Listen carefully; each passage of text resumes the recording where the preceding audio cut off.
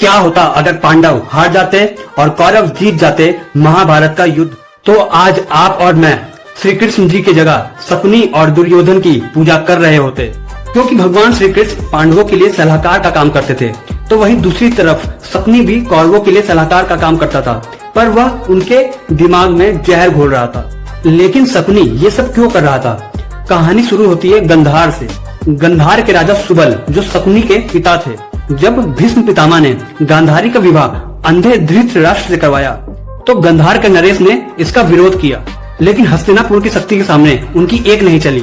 गंधार राज परिवार को कैद कर लिया गया और उन्हें इतना कम भोजन दिया गया कि धीरे धीरे पूरा परिवार मरने लगा। तब शकुनी के पिता सुबल ने कहा, हम सब नहीं बचेंगे, पर एक बचेगा जो कुरु वंश का विनाश करेगा। वो था शकुनी। मरने से पहले शकुनी के पिता ने अपनी हड्डियों से बने पासे उसे दिए और कहा, ये पासे सिर्फ लकड़ी या हड्डी नहीं है, ये हमारे अपमान का श्राप है। कहा जाता है इसलिए वो पासे हमेशा शकुनी की बात मानते थे।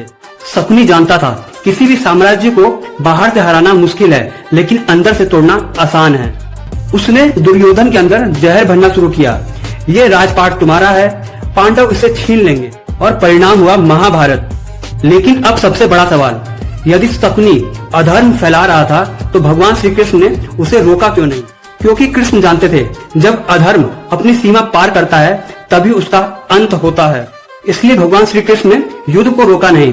उन्होंने अधर्म को इतना बढ़ने दिया कि पूरी दुनिया उसका चेहरा देखे। महाभारत की सबसे बड़ी सीख युद्ध नहीं थी, सबसे बड़ी सीख थी तुम्हारा सलाहकार कौन है। एक तरफ शकुनी था जो अहंकार, नफरत और बदले की आग भर रहा था, और दूसरी तरफ भगवान कृष्ण थे जो धर्म, धैर्य और सत्य का मार्ग दिखा रहे थे। इसलिए अपना सलाहकार सोच समझ कर चुनिए।